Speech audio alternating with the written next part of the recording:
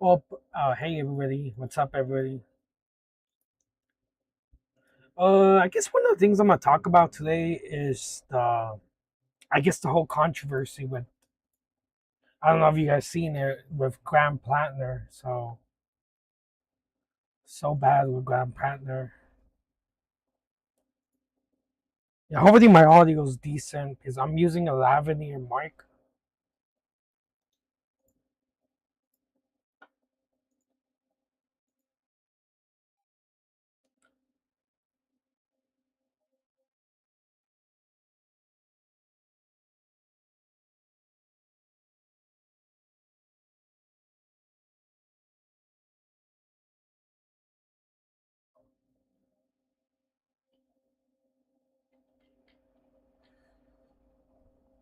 So I guess Trump declared,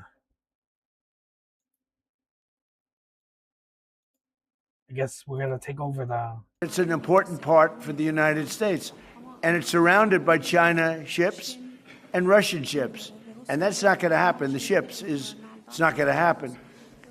It was Greenland that and it continues to be that Greenland doesn't help Denmark.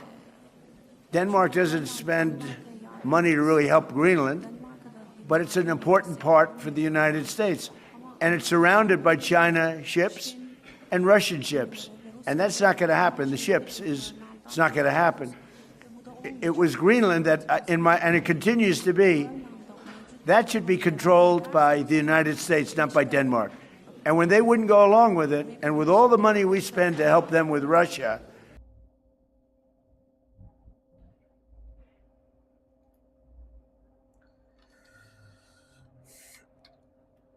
Okay, I'm gonna talk about Graham Plattner. So man, I don't even know what to start with this Graham Plattner stuff.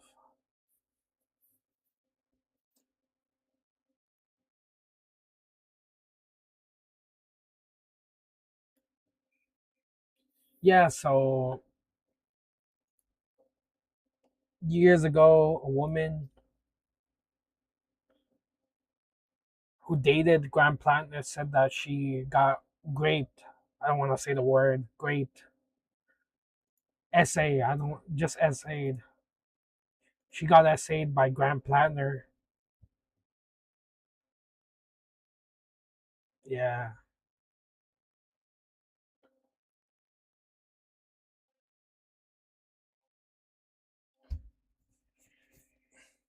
yeah. So it's not looking good for her. This is like the exclusive article for the Graham Plattner stuff. Yeah, he essayed. Well, supposedly, I don't know. It's all like speculation because I don't think nothing's. The woman decided to come forward. Yep, that like Graham Plattner essayed her. I don't want to say the victim's name because yeah, so it's Graham Plattner versus the Republican nominee, which is Susan in Maine. It's Susan.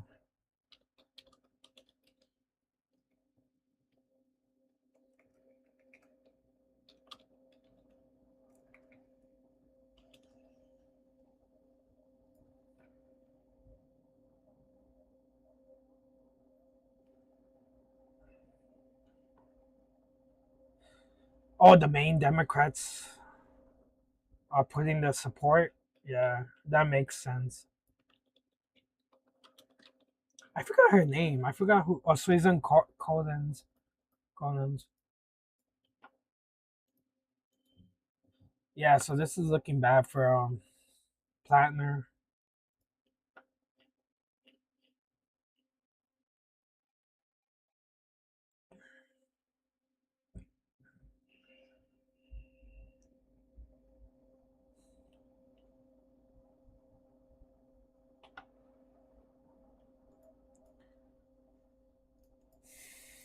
What else is there to talk about? Let me look at MS now.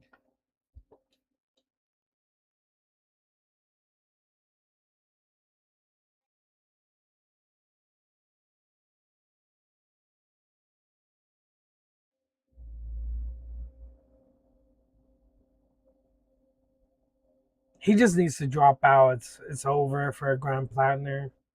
It's over. His election is finished. Someone needs to step up in Maine. It's over for Plattner. Yeah, the sanction U.S. strikes. Those new strikes against Iran.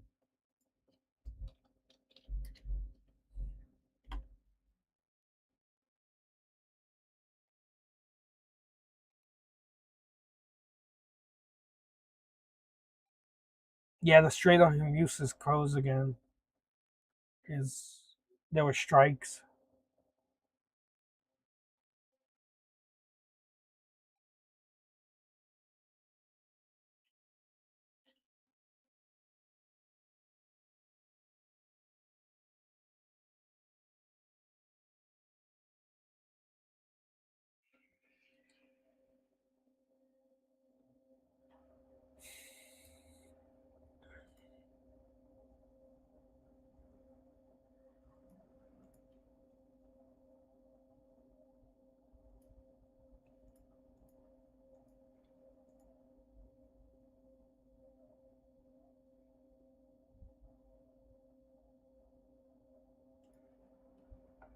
Some housekeeping before we get started. We have 2 big Substack live streams this week. First, I'll be podding with my Wednesday co-host, Aaron Parnas, on The Raging Perspective.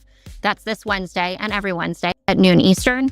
And then on Thursday, I'm going live with Brian Tyler Cohen. We'll be talking about why Republicans have been so effective at wielding power, why Democrats have often failed to use the power they have, and what the left must do to govern in a post-Trump era.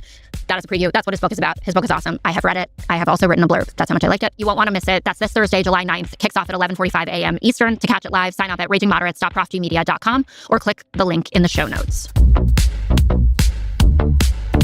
Welcome to Raging Moderates. I'm Jessica Tarlov, and because he's not here to tell you that he's on a yacht, I will tell you that Scott is on a yacht off the coast of Sardinia. And Sam Stein, the managing editor of The Bulwark, MS Now contributor, is filling his... I don't even know actually how large Scott's shoes technically are, but they are, in podcasting world, they are enormous. So Pretty Sam, big. thank you. Pretty big. Yeah, I wish I was on a yacht too, but I'm not, unfortunately. Sam, I'm thrilled to have you here. It is a big day in politics in general, but especially in Democratic politics. And I want to start with what's going on with Graham Plattner. Jenny Rassicot, who dated him in 2021, detailed a rape scenario to Politico, got published yesterday about 3 p.m. She was one of the women that the New York Times had spoken to for their big piece. There's lots of swirl online, especially from Lindsay Fifield, who did come forward with her story about Plattner pulling her arm behind her back and shoving her into a bedroom, that this was one of the stories that they could have done more work to be able to bring to light. Even though Rassicot said in her interview with Jake Tapper yesterday that she didn't want to be known as a rape victim. If Graham Plattner drops out of the race by July 13th, then the Democratic Party in Maine has a chance to appoint someone else to be the candidate to face off against Susan Collins. That has to happen by July 17th.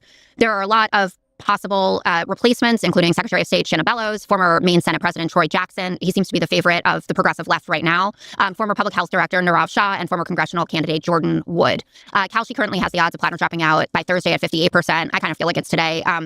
They have also that we still have a 57% chance of winning the seat.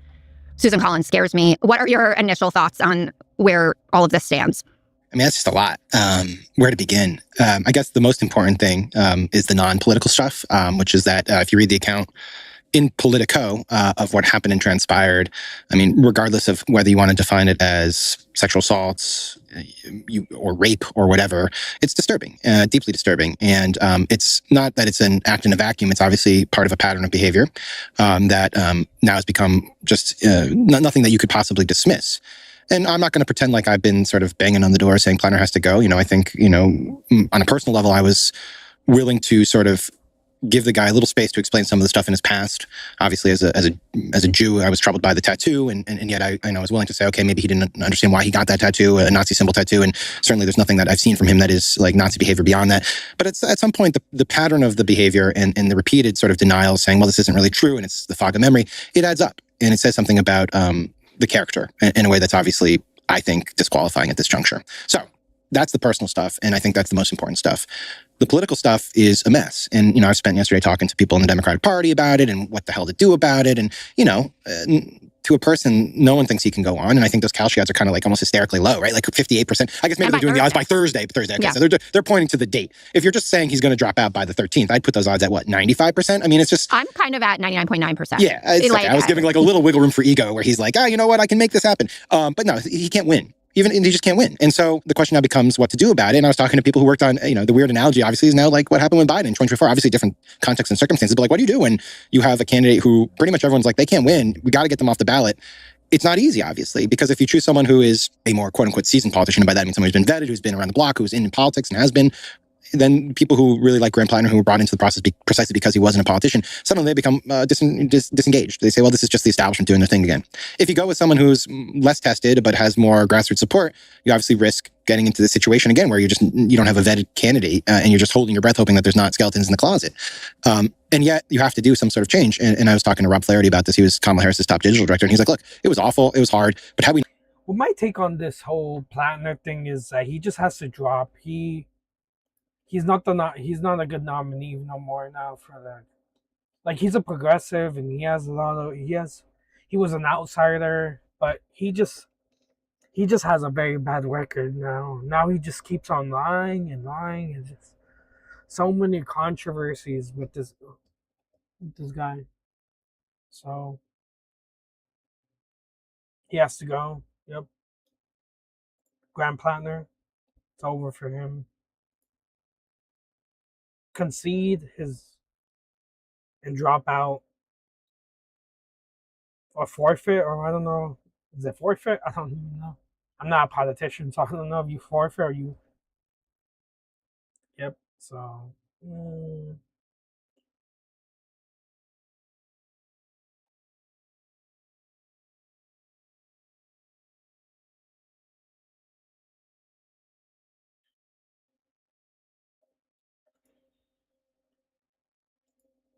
not switched to Kamala Harris, we lost obviously, but had we not switched to Kamala Harris, we would have lost a number of Senate seats in 2024. Like, you have to make the change. Yeah, I absolutely agree. And I should note as well, Graham Plattner denies these allegations, but does acknowledge that essentially the position is untenable, and he's taking the time to reflect on all of this. I wanted to directly address the troubling, serious, and false allegations against me.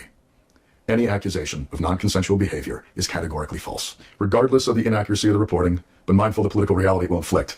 We are taking the time to reflect on the best path forward for the state that I love, the people that I love, the movement I belong to, and the goal of defeating Susan Collins. Those were the goals when we launched this campaign, and they remain my goals today. Every one of you deserves to see that vision come to fruition and see Susan Collins defeated, and we will use every tool at our disposal to do so. The account is very disturbing on a number of levels, but I have not spoken to one woman of any political persuasion since this came out who doesn't recognize that scenario. And I think that's why it hit particularly hard, and it was so swift for everyone to just be like, this guy's got to go. And right. I'm not saying that every woman was raped or would allege that they were raped, but the idea of someone who you were in a situationship with, which is how she called it, and you didn't want them to come over and they came over anyway, and I think her phrase was, I complied but I didn't consent, is something very resonant with a lot of people. And I guess I shouldn't make it only women, because I'm sure the same things happen to men, but in most cases when you are dealing with a huge size differential and the alcohol being involved, it's different. And I can see why this felt palpably different to folks. In terms of what comes next and the politics of it, I'm curious as to how you feel about the internal party dynamics in this. I can't watch this whole thing. I just watched a little bit of it just to get the hopes, to see about like Graham Plattner. Yeah, I guess that's the big U.S. politics news right now, like U.S. politics news. His controversy has been so big. Yeah.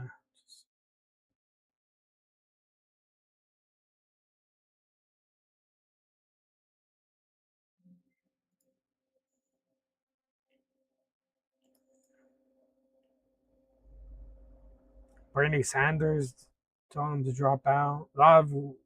Yeah, just so bad.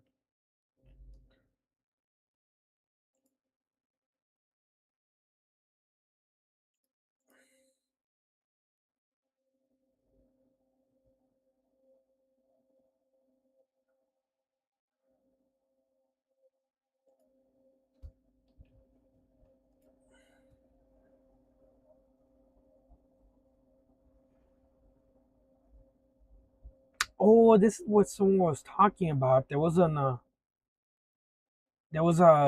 Yeah, I seen that. Like, yeah, Francis Macron visiting Syria, and I saw that people were saying like some car blew up in Syria, and it was like during like his visit.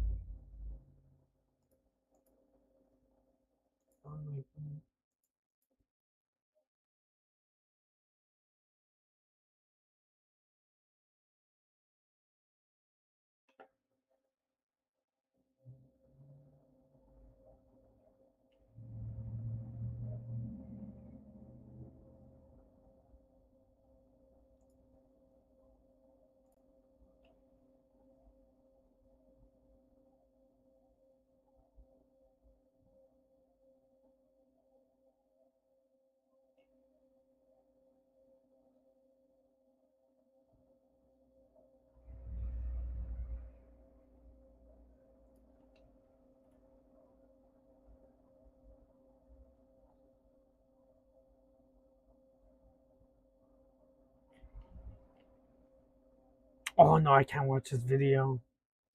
Sorry, I forgot. Forgot I can't watch Associated Press videos. Sorry about that. I wanted to watch an Associated Press video, but my channel's gonna get hit with a copyright strike. Not strike, but a warning if I watch that video. It's so stupid. It's so dumb that the rules are like that. Can't watch nothing on YouTube.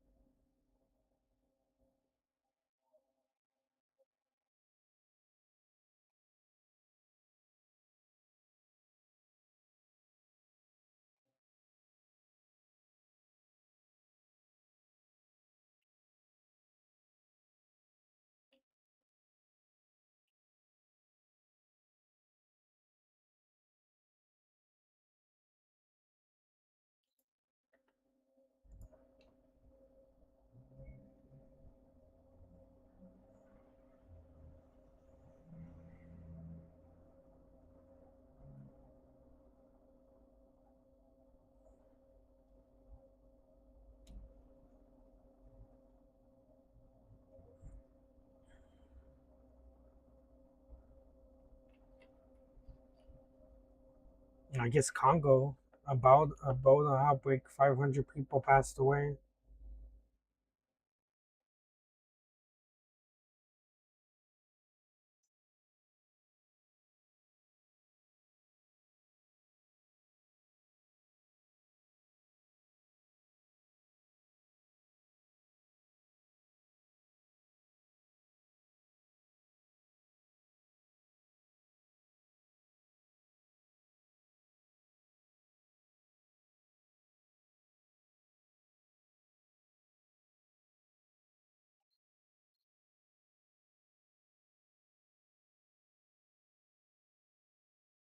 I think pretty much. I think I'm done for today. I just wanted to watch this like some of this Plattner video. Hi there, everyone. It's 4 o'clock in the East. New allegations against the embattled Democratic nominee for Maine Senate seat, Graham Plattner, this time of rape, may finally force him from the race. It is a race that is critical to Democrats' efforts to retake control of the Senate in November. One of Plattner's closest allies, Vermont Senator Bernie Sanders, has joined the calls from party leaders like Senator Elizabeth Warren, Senator Cory Booker, the Democratic Senate Campaign Committee, and Senate Minority Leader Chuck Schumer. They have all demanded that Plattner bow out of the race. The New York Times reports this, quote, in a private call with his campaign staff Monday evening, Plattner did not announce plans to withdraw, but implied such a decision would be coming, according to 3 people familiar with the conversation. He said that he believed he still had leverage to influence which candidate would replace him on the ticket and wanted to ensure that the movement his campaign had built would continue, the people said. This all comes after Politico reported that a former girlfriend of Plattner's said that he raped her. Politico reports this, quote, a woman, Jenny Roscoe, who dated Plattner, says he forced her to have sex with him nearly 5 years ago, despite her repeated objections. It's an allegation Plattner denies. Roscoe described the alleged assault this way, quote, I remember him grabbing my pelvis and being really forceful of me, she said. Quote, I remember the specific moment where I thought to myself, like, this is no longer my choice, end quote. Politico reports this, quote, Roscoe previously described reckless and unsettling behavior by Graham Plattner to the New York Times, but says she didn't go public with this specific assault claim because she didn't want to be known as a rape victim. In a video responding to the article, Plattner denies the allegations. However, he said that being, quote, mindful of the political reality the reporting will inflict, we are taking the time to reflect on the best path forward. Time is of the essence, as Plattner must drop out by this upcoming Monday, July 13th, in order for Democrats to be able to replace him on the ballot. If he does drop out, the Maine Democratic Party has until July 27th to replace him on the ballot. Maine Senate seat is considered one of Democrats' most likely pickup opportunities in November's critical midterms. Plattner has been dogged by a steady stream of scandals that began before the primary had even taken place. They include that he had a Nazi symbol called a Totenkopf tattooed on him, past Reddit posts that were racist and appeared to defend sexual abuse, and allegations that he engaged in physically aggressive and disturbing behavior toward ex-girlfriends. And now, this latest reporting, the allegation of rape. This reckoning by the Democratic Party over how a man who has so much baggage, to put it mildly, has been tolerated and embraced and permitted to stay in this critical race for so long during an election year where the stakes for our democracy could not be any higher is where we begin today with a journalist who's been covering the story on the ground in Maine for the Bangor Daily News, Michael Shepard. Also joining us, Democratic strategist and Columbia University professor, political analyst Basil Smikles and senior political analyst, host of the Runaway Country podcast, and author of the Substack, How the Hell, with Alex Wagner. Our dear friend Alex Wagner is back with us. Let me start with you on the latest reporting. Michael, just tell me the state of the Plattner campaign right now. Yeah, not good, right? He lost Bernie Sanders today. Our revolution, while I was getting on the call here, endorsed Troy Jackson, the former state Senate president who filed with the FEC to explore a run today. So it's a matter of time, I think. With Graham Platter is going to have to leave this race by Monday. The Monday deadline also obviously looms, but I think this is really a matter of hours for this campaign. There's just no path forward here, right? So he seems to be trying to exert a little bit of leverage here. I'm just not really sure how much he has, right, with no support left, essentially. Michael, what is it about today? Is it that rape crosses a line for his elected endorsers, or is it that his supporters are actually revolted by an alleged rape? I think it certainly is something that starts at the sort of top of the party, right? We saw the leaders of the Maine Democratic Party make a pretty extraordinary move to come out and issue a statement in their own names last night, right, saying he should get out of the race. And of course, national Democrats followed in a lot of groups and candidates, and so there's just no prominent Democrats still defending him today. And I think it's a number of things, right? I think there was a sense before this that one scandal, even similar in size to some of the ones that he has encountered, right, going back to October, the Reddit post, the tattoo, the New York Times story about allegations of toxic, and